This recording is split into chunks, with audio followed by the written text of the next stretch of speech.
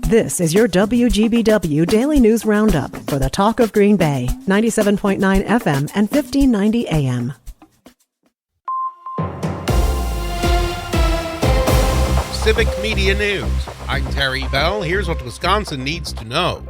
Donald Trump campaigns in Wisconsin today. He's using an off day in his New York hush money trial to stump in Waukesha. Trump says the trial is just a ploy to keep him on the sidelines. That's exactly what they want. They don't want me on the campaign trail. But it's a real disgrace, and the whole world is watching. It's a disgrace to New York. Trump is accused of falsifying business records to cover up payments to a porn star. A new poll finds the race for Wisconsin's presidential votes is tight. The Emerson College survey finds 47% of registered voters support Donald Trump, while 45% back President Biden when the two go head-to-head. With third-party candidates, Trump comes out ahead 45-40. A new poll shows a close race for U.S. Senate in Wisconsin. The Emerson College survey says 46% back incumbent Democrat Tammy Baldwin, while 43% support Republican challenger Eric Hovde. 1,000 registered voters were polled from April 25th through the 29th. Deaths in the workplace are increasing again in Wisconsin. 125 people died at work in Wisconsin in 2022. That's according to a new report from the National AFL-CIO looking at workplace deaths across the country. Last year's death rate was the highest in Wisconsin in 6 years. Union leaders are calling on employers to double down on worker safety.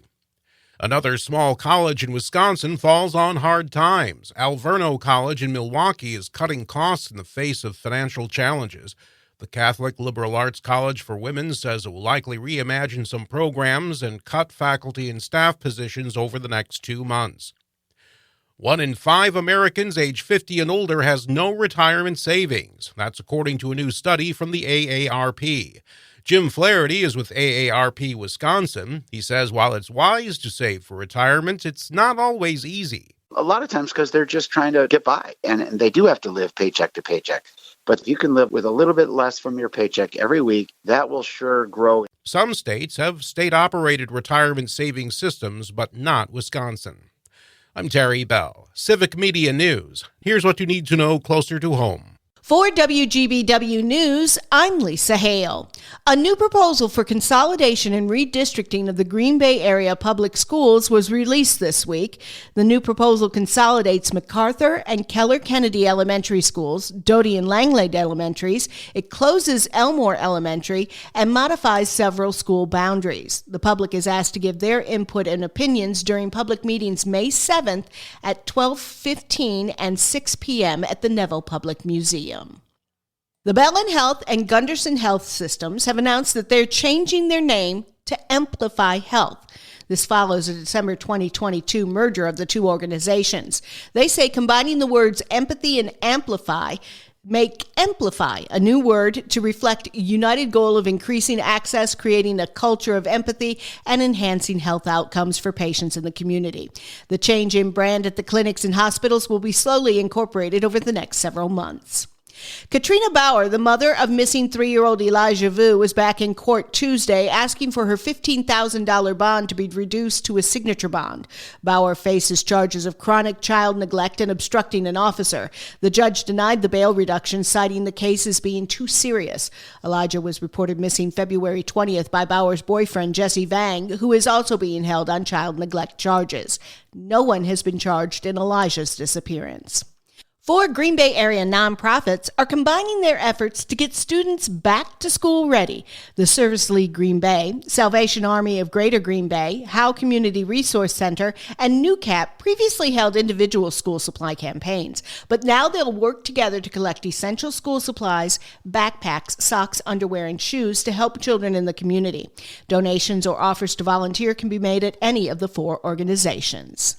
A man who was shot by an Outagamie County Sheriff's deputy on April 12th in Grand Chute has died. State officials say 22-year-old William J. Keel Nelson produced a knife during a traffic stop. Sheriff's Deputy Noah Yeck used a taser to stun Nelson. When that was unsuccessful, Nelson was shot by Sergeant Ellis Brooks. The Wisconsin Department of Justice Division of Criminal Investigation is leading the investigation of the incident. Brooks remains on administrative leave. 2 Northeast Wisconsin school districts will receive Fab Lab grants to train students in science, technology, engineering, arts, and mathematics skills.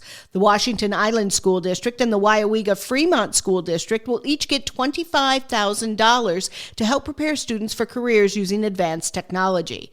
The grants from the Wisconsin Economic Development Corporation support the purchase of fabrication lab equipment for K through 12 schools. The city of Manitowoc is getting 2 new hotels. These will be the first Marriott and Hilton branded hotels in the city. Due to a TIF agreement, a restaurant and 1 hotel will need to be built by 2026, the other by 2030. However, Mayor Justin Nichols says he hopes they will be built in time for the 2025 NFL Draft coming to Green Bay next April. Construction of the hotels off of I-43 and South 44th Street is scheduled to begin in the next few weeks. And that's what you need to know. I'm Lisa Hale, WGBW News. The Brewers get into a brawl. Hi, I'm Mike Clemens with sports. The Brewers beat the Rays 8-2, but it wasn't easy. Top of the 8th, Tampa Bay's Jose Siri at the plate as both benches cleared for a fight on Valley Sports, Wisconsin. On the ground, first base, Hoskins flips to Uribe. 1 up, 1 down. Siri retired. Uribe and Siri exchanging some words, and here we go. Oh boy, that's not what you want to see. And here we go. Bullpen's empty. Abner Uribe, as soon as he got to first base, Siri kept going. Now, early in the game, Brewers pitcher Freddie Peralta ejected, along with manager Pat Murphy, thrown out for a second night in a row. I'm not sure what went on with all that. I really am not. All I can say is I'm glad nobody got seriously hurt. There's a lot of emotion in the game, and I think the way the game ended last night, there's a lot of emotion, and I think it lends itself to more emotion. NBA, the Bucks overcome some obstacles and beat the Pacers 115-92 to stay alive, 3-2. Doc Rivers on the win. I didn't know we were going to win on that. You never know as a coach, But I did walk off the floor and I said, we're coming tonight. And I told our coaches that. I said, I don't know if we're going to win, but we're coming to play and win tonight. You can feel it. You can feel in the preparation how locked in. That was not a team walking through a walkthrough thinking this was it. That's a team thinking they can win, and it showed. That's Doc Rivers. With sports, I'm Mike Clemens.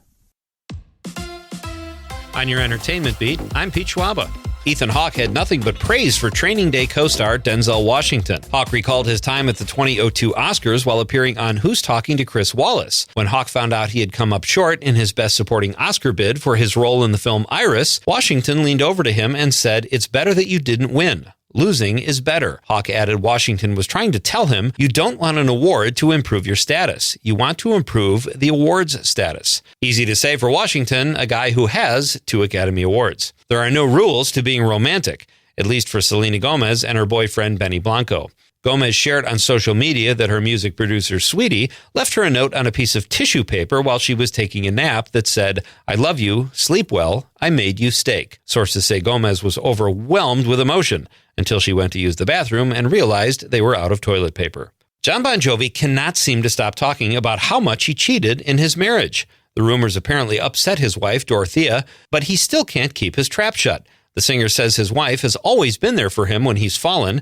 The couple has been together since high school. The rock star and writer of many overwhelmingly mediocre songs said during a primetime special on ABC, he's a rock star, not a saint, and then alluded to having hundreds of girls while married, saying he got away with murder. Hey, idiot. You didn't get away with it if you're confessing on national TV. Deadline.com reports that Tilda Swinton will join Colin Farrell in the cast of The Ballad of a Small Player. The film tells the story of a gambler hiding out and laying low in the Far East who meets a kindred spirit. Filming for the Netflix production will start in Asia this summer. You can also catch Farrell in the film noir series Sugar on Apple TV. Comedian actress Amy Schumer put a positive spin on the internet's reaction to her, quote, puffy face.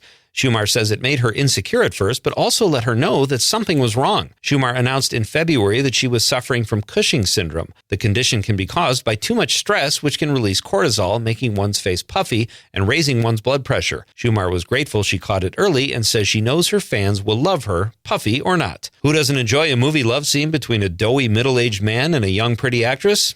Probably just about everyone, much to the dismay of actor Martin Freeman. The 53-year-old Fargo actor addressed his intimate scenes with 21-year-old Jenna Ortega in Miller's Girl, a dark comedy in which Ortega's character seduces Freeman's character. The reaction on social media was mostly negative. I know, shocking. Miller's Girl is available on demand. Check it out. Being grossed out is a great way to keep the weight off. For more showbiz fun, tune in to Nightlight with me, Pete Schwaba, weeknights from 7 to 9 p.m. on the Civic Media Radio Network. Partly cloudy and a little breezy today. We'll get to around 68 for a high this afternoon with wind west at 15 to 30, gusting to 35. Tonight, partly cloudy, 46. Tomorrow, cloudy with scattered showers and thunder showers in the afternoon. 60 the high, more rain likely tomorrow night. I'm meteorologist Sean Cable. Outside now, it's 58.